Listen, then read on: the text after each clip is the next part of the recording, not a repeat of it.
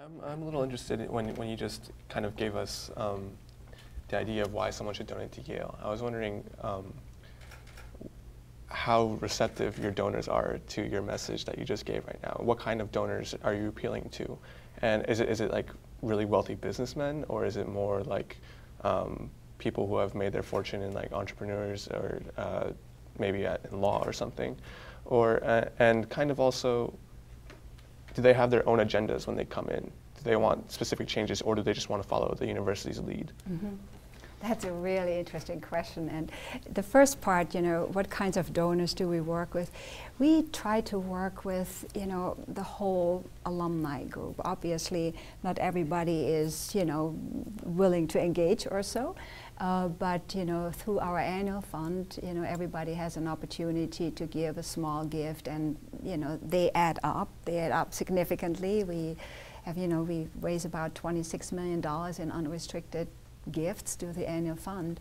But then we work with individuals who have, capacity to give $50,000 or $100,000 or $1 million, or all the way up to, 9-figure gifts.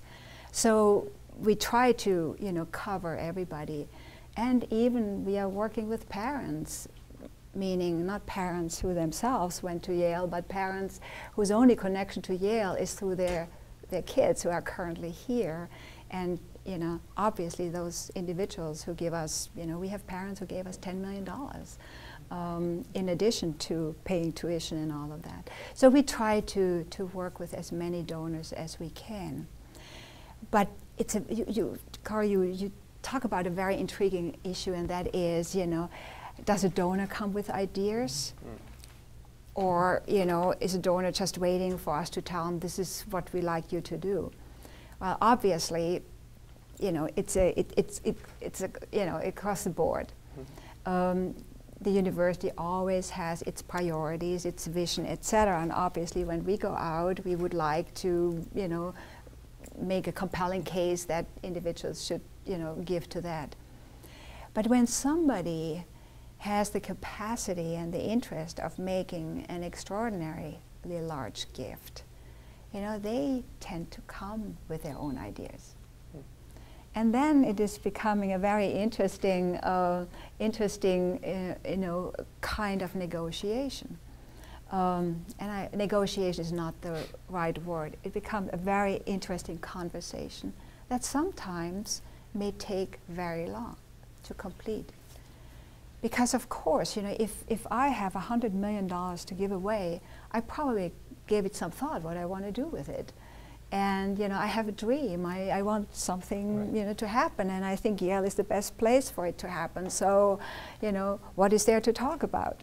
And we say, well, we have these other needs over here, or and so on and so forth. But, we have to remember, the beginning of philanthropy, the Golden Age of Philanthropy. It was the big donors, the big gifts who made things happen. So we better take, seriously when people come with big ideas and say, rather than saying, well, if we can't, if we have to do it exactly this way, we don't want to do it, but to think about, so what is behind the idea? What does this person really want to accomplish? And how do I, what is here where this would fit? And so you kind of try in those conversations for both sides to move toward one another and come to something in the end, and that's important, that both parties are really happy about. So 2 of you do international studies. We have the Jackson Institute that was funded through a gift. That was the idea of the donor. And while Yale was interested and heavily invested in internationalization at the time, we were more thinking of finding scholarships to send students abroad, in the summertime, or getting international students here, things of that nature. So we didn't have the establishment of an institute on our list. But the donors made a compelling case. And it forced Yale to think about it.